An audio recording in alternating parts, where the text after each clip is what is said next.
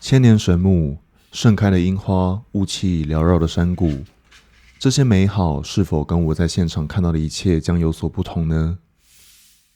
司马库斯位于新竹县尖石乡，居民全为泰雅族原住民，是一个长期高度隔离的山地聚落。其名称 Smangus 源自于早期先祖对塔塔加利的称呼，代表橡树茂密、猎物丰收、土地肥沃之地。由于位于深山，交通非常不易，光是从平地的关西出发，总距离就来到70公里，需要2.5到3个小时的车程。因为交通不便，无论日治时期还是战后，历史的影像都是非常稀缺的。在1990年代以前，甚至没有可以通往司马库斯的对外道路，加上没有电力，当地居民每天需要徒步穿越溪谷5-6个小时，到相隔一个山谷的星光部落。大人得以取得日常生活的物资，孩子们才有办法上学。因此，早期的司马库斯又被称作是黑暗部落。可想而知，对我们而言，它曾经是个难以抵达的未知地。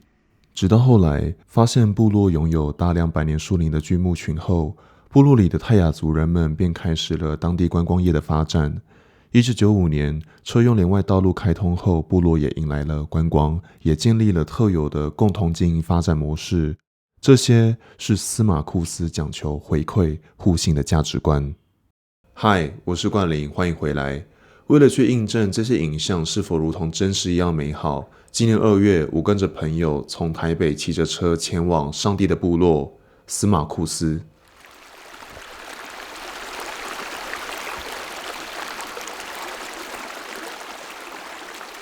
从新北树林、莺歌，经过桃园大溪、龙潭，再到新竹关西、横山，然后我们进入到新竹县面积最大、占全县1/3的行政区尖石乡。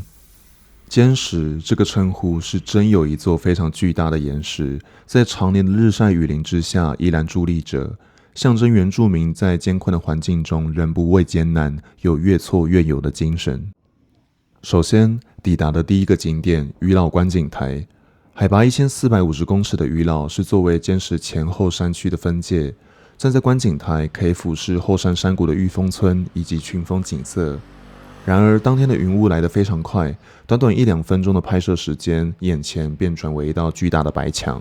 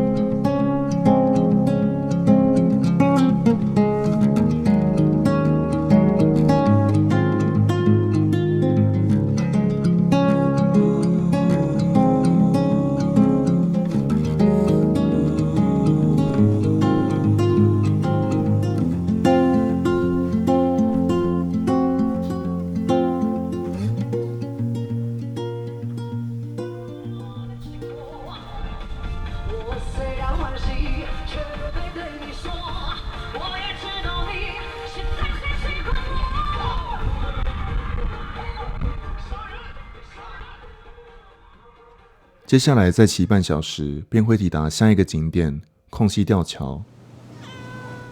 位于秀峦村横越太钢溪与白石溪的吊桥，在日治时期是作为当地爱永线的交通要道。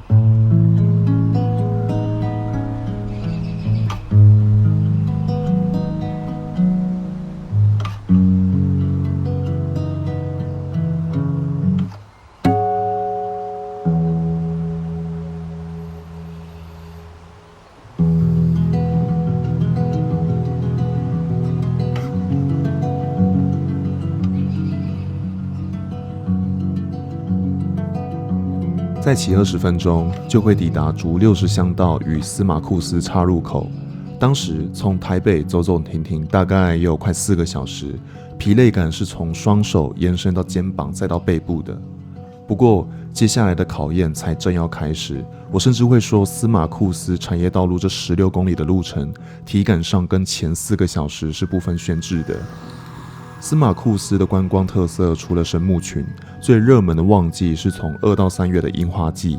在还没实施交通管制前，曾经有单日涌入约4000名游客，这导致于过度拥挤以及垃圾处理的问题。然而，这些绝美风景的背后，都有着一些难以预测的自然危机，其中风灾便是最危险而且致命的。借由新闻画面，我们可以看到通往司马库斯的秀峦地区，就因为台风的外围环流影响而造成土石坍塌。这样的现象与我前阵子曾经拍摄的庐山温泉有着类似的隐忧，这也是司马库斯不断在与之抗衡的环境议题。这条只有1辆车宽的产业道路，每当与大车会车时都显得非常艰难。加上行驶在颠簸的土石路面，双手除了被震到非常麻之外，就是需要不断的绷紧神经，随时确认刹车功能是否正常。半路上，我们在司马库斯2号桥旁短暂的休息。2024年，这条桥因为康瑞台风而被重毁，直到今天依然是断裂的状态。借由 Google Maps 街景功能，我们从2009、2013以及2021拍摄的画面可以看出，道路的位置都产生了明显的改变。因此，这段路在今天其实是不存在的。据报道，这条2号桥自通车以来已经断了第3次，可以感受出天灾本身的威力是非常强大的。现今依然需要借由便桥才可以继续通行。正准备离开时，我们听到后方发出一连串的碰撞声，居然是一只蓝腹鹇失足从山坡上跌落下来。在靠近查看的当下，它突然从昏迷中惊醒，并快速逃走。这根也太长了吧。每一个急弯，每一次的补油门，前刹与后刹的分配，都在考验这些年来自己的骑车经验与反应。过程中，我一边想着自己只不过是花了4个小时的车程前来，但40年前的当地居民可是需要花上5到6个小时，而且日复一日的持续着。我没有理由喊累。在经过数个发夹弯频繁的会车之后，当我看到路口写着“欢迎光临上帝的部落司马库斯”的瞬间，前面积累的疲劳顿时消失了。接下来就交棒给我们的双脚，一步一步地感受这块土地的美景。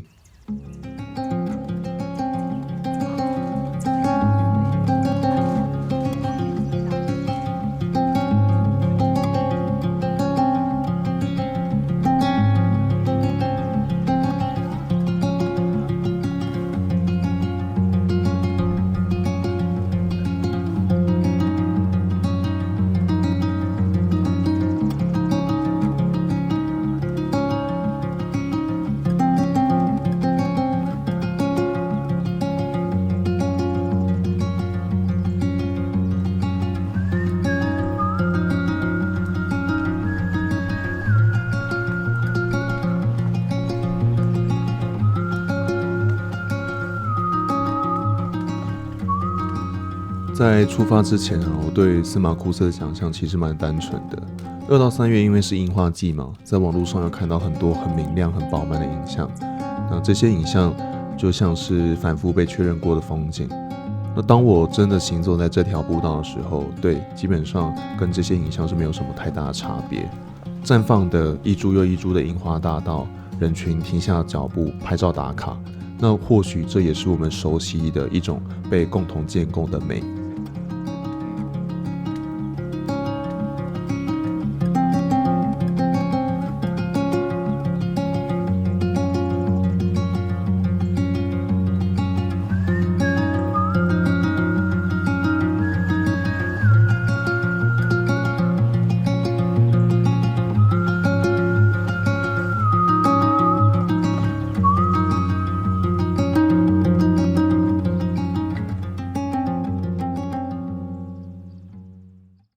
大概在2到30公里之后，继续往神木群走去，发现游客变少了，风景也开始出现明显的变化。我看到土石崩落的山坡，断裂在路边的林木，以及堆积如山的群石，这些是带给我一种非常不安而且强烈的死亡气息。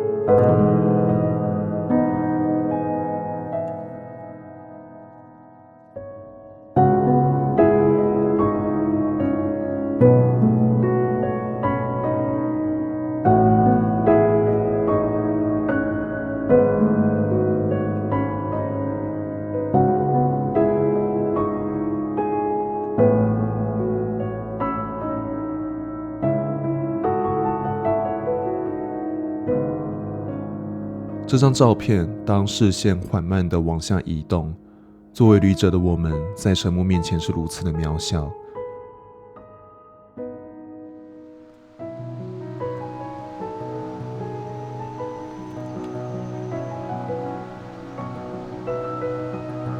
沿着走道，看到告示牌写着：这条步道因为先前的台风而有部分区域暂停开放。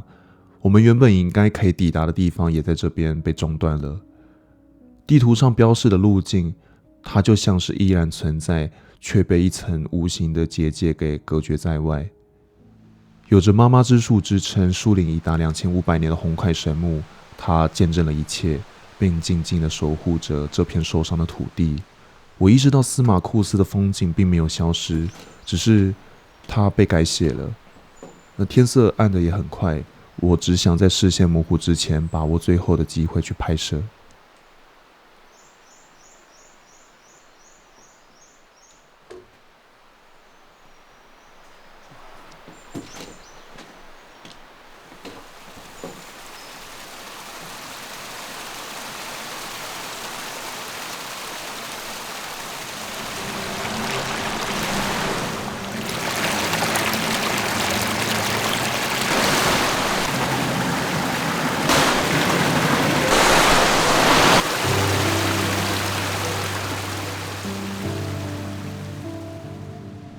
这些改变，我想它并不只是地貌的变动，而是更具有一种时间它被强行介入的痕迹。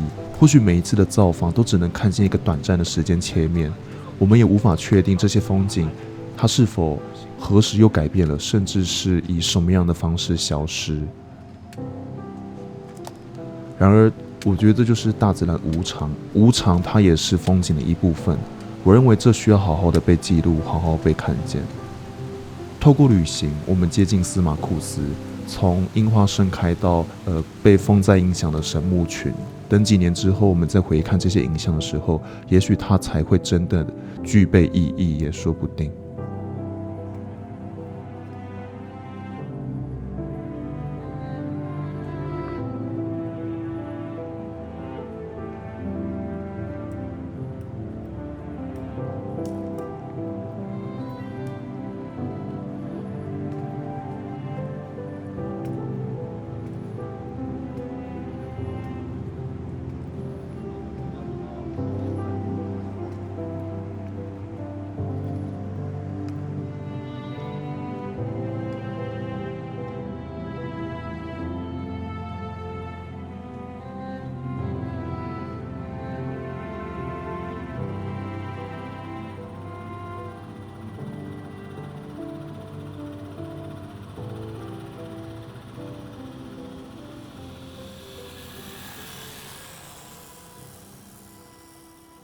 那么这次影片的内容也就到这边告一段落，感谢各位的收看。